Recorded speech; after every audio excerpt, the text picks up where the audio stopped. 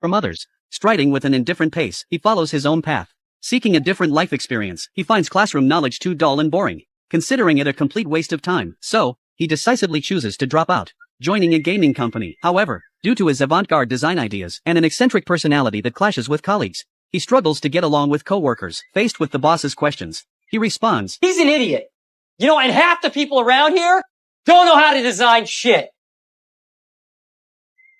This unconventional young man is none other than Steve Jobs, who later co-founded Apple Inc. The boss said, "Since you're so capable, I'll give you an independent game project. If you can complete it within a month, you'll receive a $5,000 reward." Jobs agreed without hesitation, but after a day of struggling, he realized he couldn't handle it alone. So, he called his engineer friend Woz. Woz asked, "How much can we make from this?" Jobs said, $700. Without much thought, Woz agreed, and in just 4 days, he completed the world's first brick-breaking game. Impressed by Jobs' presentation, the boss exclaimed that he was a genius and immediately handed him $5,000. Jobs only gave Woz $350, but Woz was purely delighted. At that moment, Jobs noticed the computer motherboard designed by Woz, capable of displaying on a TV and showing real-time operations. Jobs was fascinated, seeing it as an industry revolution. He believed there would be no more punch cards and mainframes, and everything would change. Woz, however, dismissed it as a hobby, thinking no one would buy this computer. Yet, Jobs convinced him to start a company together. When choosing a name for the company became challenging, Jobs thought it should resonate with people,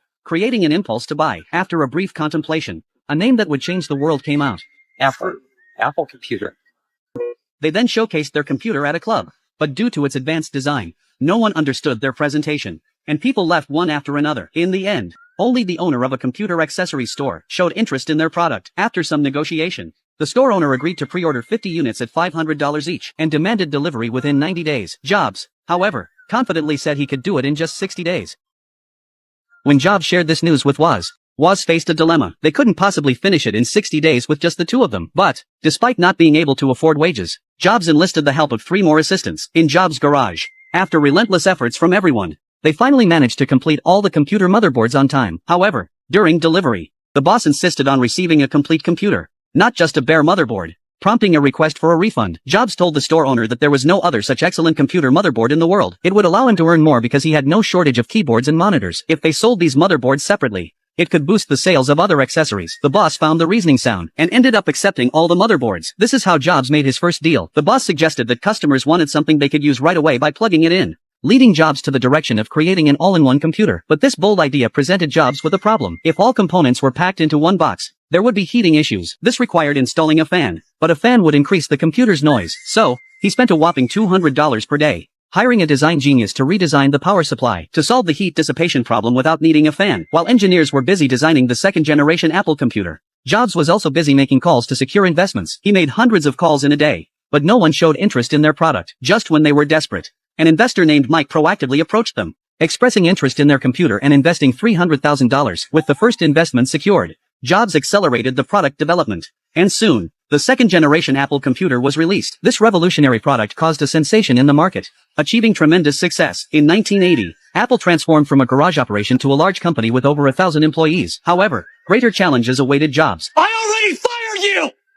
Why are you still here?" Jobs was notorious for being paranoid. He would not tolerate an employee who disagreed with the company's strategy. Even if they were the best programmer in the company, he would publicly fire them. And even executive pleas were ineffective. It was Jobs' leadership that successfully took Apple public. In less than an hour, 6 million shares were sold out, creating 4 billionaires and over 40 millionaires. And yet, these brothers who fought together in the garage, except Woz and Chris, others got nothing from the windfall. Jobs believed they weren't worth it, which others found heartless. But Jobs saw his role not as being a good person but making the company better. By then, Jobs had lost interest in the second-generation Apple computer. He only wanted to develop better products. So he set his sights on a graphical operating system. For this, he invested significant resources and made revolutionary breakthroughs to better promote their new product. Jobs, with just one sentence that nobody would forget, hired the CEO of Pepsi, the world's best soda seller, just when everything was ready. Microsoft, led by Bill Gates, released Windows 1.0 ahead of them. It's a blatant ripoff. Enraged, Jobs personally called Bill Gates. "You stole my software, and I can prove it in court. And I'm gonna sue you for every cent that you have ever made. And I will make it my life's mission to see to it that you never, ever make another dollar that I don't first take 90 cents.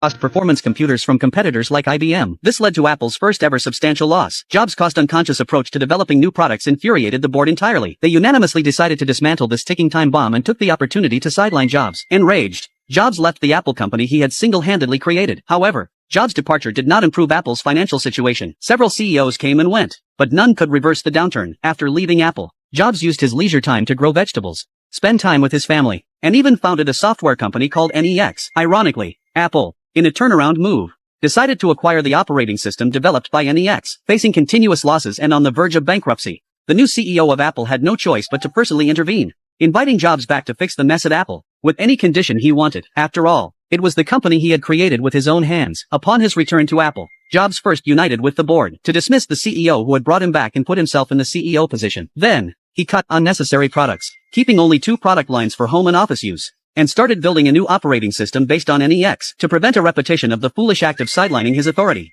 Jobs dismissed all the directors, including Mike. In terms of products, Jobs demanded that employees drop all ongoing work and start from scratch, creating something they genuinely cared about. He urged them to focus on creating a premium product. In the 4th year of his return to Apple, in 2001, Jobs boldly introduced a groundbreaking product, the iPod. It defeated Sony's Walkman series and became the world's leading portable music player. By 2007, Apple officially launched the iPhone, a product that changed the world, catapulting Apple back to the top of the global market. Thank you for watching.